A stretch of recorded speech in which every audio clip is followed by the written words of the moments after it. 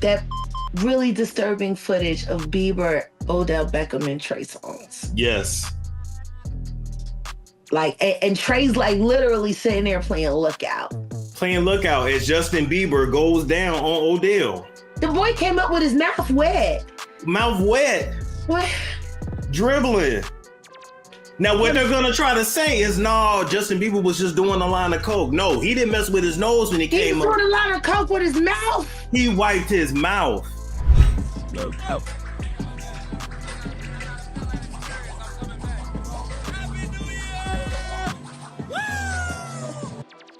Lookout.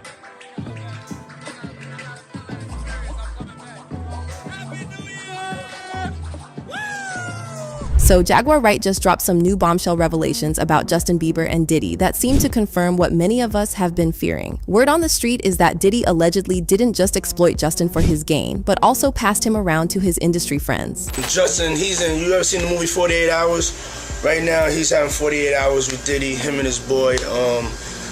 They're having the times of their lives, like you know, where we hanging out and what we doing.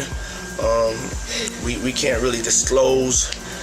But it's definitely a 15-year-old's dream. You know, I have been given custody of him. You know, he signed to Usher. I'm signed to Usher. I had legal guardianship of Usher when you know he did his first album. I did Usher's first album. I don't have legal guardianship of him, but for the next 48 hours, he's with me. So and we gonna go full crazy. I'm going crazy. Crazy. The bad boy. Oh, he's bad boy now. Signing the bad boy. Announcement.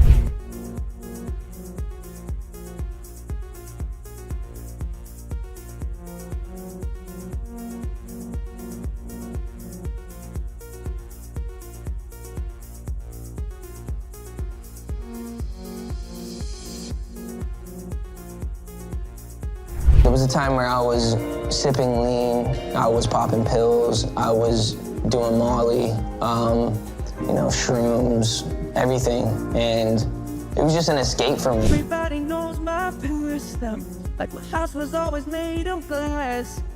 Well, maybe that's the price you pay for the money and fame at an early age. And everybody saw me sick, and it felt like no one gave a shit. They criticize the things I did as an idiot kid.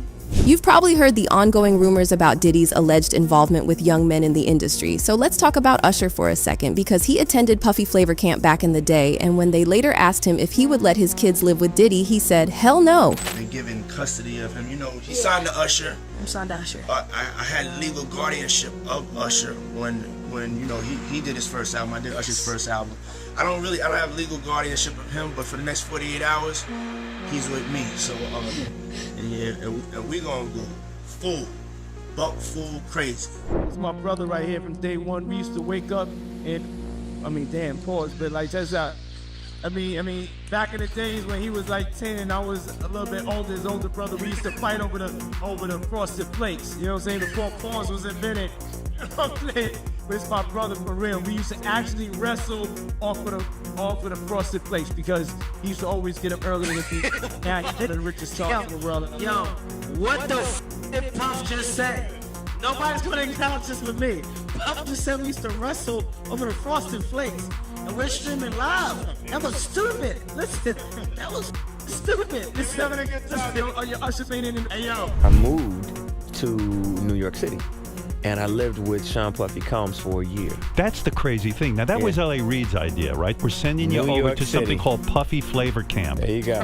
To learn Flavor Camp? Yeah, Flavor that's Camp. what it was called. And you're going to go to Puff Daddy's. He's going In the 90s, do you understand what that's like? Puffy's place was like just filled with chicks and like nonstop, right? No, not really. I mean, but hey, it was curious. I got a chance to see some things. Yeah, but you were 13. What were you seeing? I went there to see the lifestyle, right? And I saw it, and it was, but I don't know if I could indulge and understand what I was even looking at. It was pretty wild. So nobody tried to, you know, some woman didn't come along. I didn't say that. Okay. I didn't say that. What I did say is that there were very curious things taking place, and I didn't necessarily understand.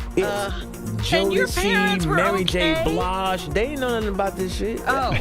I was having a good time, you know what I mean? Does he have you doing any chores? Are you doing dishes at all? I mean, to keep you humble somewhat? Or are you just like, can you stay up till 4 a.m. with them and party? I mean, I could. I actually stayed up longer than them. And do you have money? What's going on? I mean, I had like per diem. Yeah. I had like, you know, What like a a living. life. Yeah, it's pretty crazy. 14 years old. You're a dad now. Would you ever send your kid to puffy camp? Hell no. But fans are looking at Usher sideways because he knew what Diddy was capable of, and yet he wasted no time delivering young Justin to Diddy. The first time you met Justin Bieber, this kid comes up to you. He's not Justin Bieber yet. He's just some kid. And he says, I want to sing for you. It was at the studio of Jermaine Dupri's. I said, you know, why don't you set up a meeting between me and your manager? I'd love to meet with you and do this in a formal setting. Can we talk about young Justin Bieber for a second? Yeah. Justin Bieber, who is, you know, I love him. He's been here many times. We had him on the show first, you know, when I heard that I brought him here first. Yes, right, you brought him right. here first. Do you talk to him often? Well, we talk as much as possible. I mean, me and Scooter, we stay in contact, and obviously, when I can be of help, you know, I do so. Reach out. Yeah. Stay connected. Yeah. Yeah. It's also interesting how Usher recently did a complete 180 on that Puffy Flavor Camp story. And during his recent appearance on Club Shay Shay, he praised Diddy, saying that living with Diddy was the greatest experience. You mentioned L.A. Reid sent you to New York and you live with P. Diddy. They call it Flavor Camp. Flavor Camp, yeah. So what was that experience like, and how did that help Usher's career? I don't think I would be the artist that I am today without the experiences that I had in New York City. One, just being in a new place where I would have to adjust, right? I didn't have the comfort of home. I'm in New York City and they was, you know, done and sunning me to death, bro. And I was like, shout it, I don't know what you talking about, you know what I'm saying? And we finna go over here, you know what I'm saying? And they was like laughing at me because I was Southern and they were like New York, but they was like took me and they took me under their wing, you know what I'm saying? And looked at me like the little bruh. Right. You know, I think back to, you know, the earlier times of being there when Bad Boy was formed. You know, I learned something about business. I learned something about artist development in a different way. I learned something about culture. So having the ability to be around all these different cultures of people, it just helped me understand the world that I lived in. I wasn't isolated and felt like I needed to be protected. I wasn't. I was like, yo, we're gonna show you the real ropes, to show you what the world really looks like and give you a front seat. I'm looking at Biggie, you know what I'm saying? I'm looking at Craig Mack, I'm looking at Onyx. We running in the streets. We like literally out here seeing how we in barbershop, they shooting dice, you know what I'm saying? You know, bet I don't, 4-4 out, 4, you know what I'm saying? 4-5, you know, I'm like, yo, what is this? You know what I'm saying? But so great to have had those experiences because one, I didn't have a big brother and my dad wasn't there in my life as a kid. So all these experiences just readied me for life. So greater than just being an artist, that man helped me understand life. He helped me understand what it was to be an artist. He helped me understand what it was to be passionate about something. He helped me understand culture. He helped me understand business on a different level because I'm seeing him go from his independence to then becoming Puff Daddy, you know what I'm saying? And I got a front row seat looking at that. Thank God that I had that experience, you know what I'm saying? But this is where Diddy's former bodyguard Gene Deal joined the chat and said he can't understand why Usher is now out here praising Diddy when Diddy allegedly did something to him at that flavor camp that landed him in a hospital. Looking at this lawsuit, right, he alleges that, you know, Diddy told him personally that he had Usher. And when you look at the lawsuit, even though they got Usher's name redacted, you could tell who it is because they described him as the guy that performed at the Super Bowl. Right. So, I mean, we all know who that is, but how you feel about that, man? Well, I mentioned that earlier, that he said about Stevie J. The Usher part, that's a touchy situation, man. You know what I'm saying? Because I had a certain feeling and I felt a certain way when Usher got on Shay Shay, and I don't mean to mention other people's platforms, but he got on Shay Shay and he mentioned how great and how good Puff taught him and everything. You know what I'm saying? About the business, right?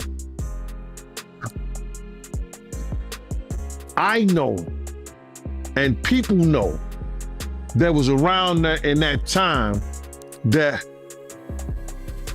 Puff and Usher did have a situation. And that situation led Usher to the hospital. Now I let Usher explain that to y'all. I let Usher tell that story. But how dare you say a man that groomed you and that you gonna give him a pass? Bro, you know I know. Let me reframe you on something. Remember Usher? We was at the Swiss Hotel. Puff had Kim in the room. Had one of Keith Sweat's baby mothers in the big room outside the master bedroom. He came outside in his robe. She gave him a fellatio right there. His back was turned to me. She gave him a fellatio. You knocked on the door. I came and opened the door for you. Puff went in the room. You came in the room and kissed that girl dead in her mouth. Now I'm telling that because you taking up for somebody that you know and a lot of more people know didn't do you right when you was at Diddy camp.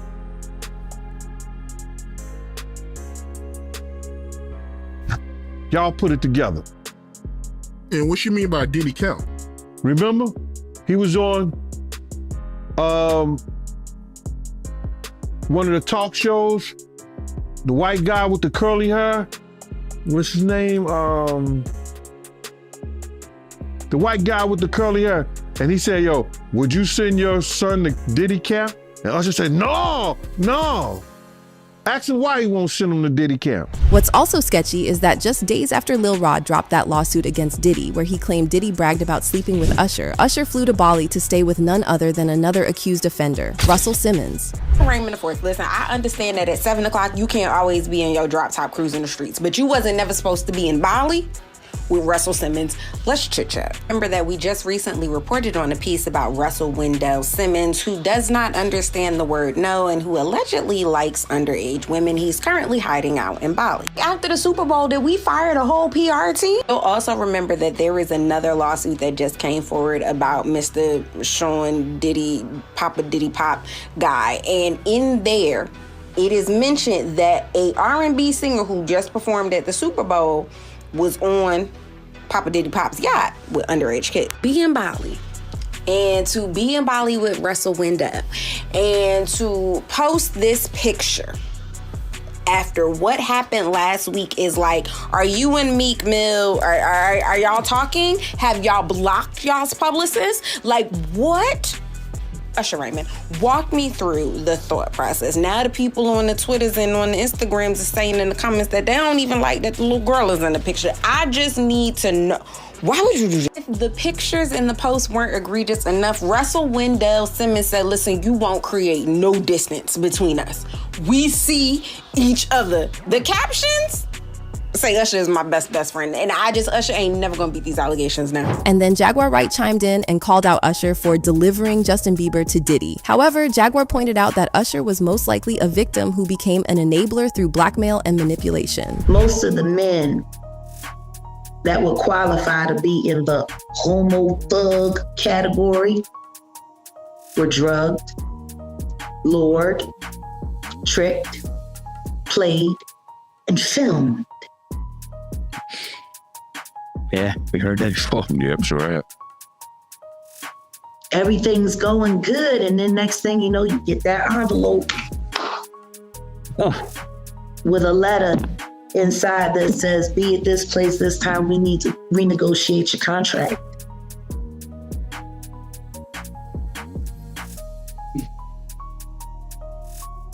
Now you a victim twice.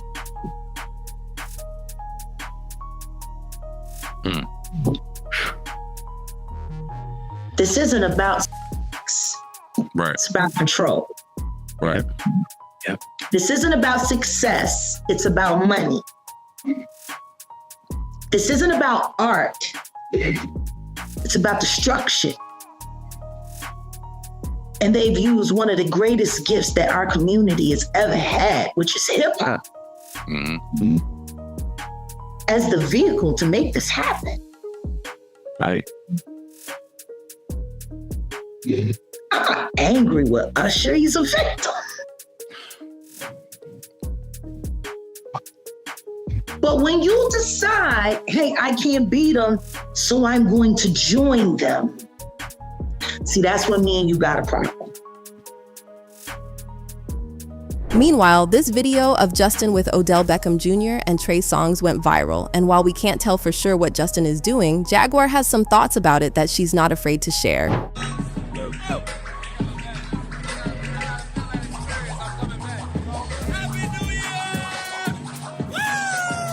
Then I think about that really disturbing footage of Bieber, Odell Beckham, and Trey Songz. Yes. Like, and Trey's like literally sitting there playing Lookout. Playing Lookout as Justin Bieber goes down on Odell. The boy came up with his mouth wet. Mouth wet. What? Dribbling. Now, what they're gonna try to say is, no, Justin Bieber was just doing a line of coke. No, he didn't mess with his nose when he came up. He was doing a line of coke with his mouth. He wiped his mouth. When you do his mouth was wet. You do this when you finish your line. His you wipe your mouth when you wet. As a post-nasal drip, that was seminal fluid. It was Odell.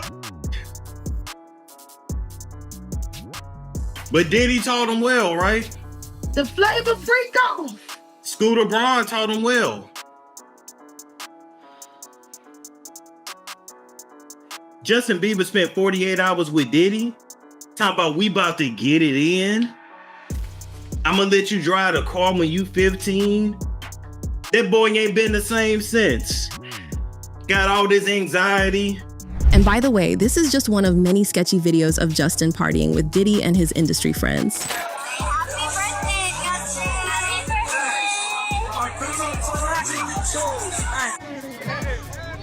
Welcome to the family, John.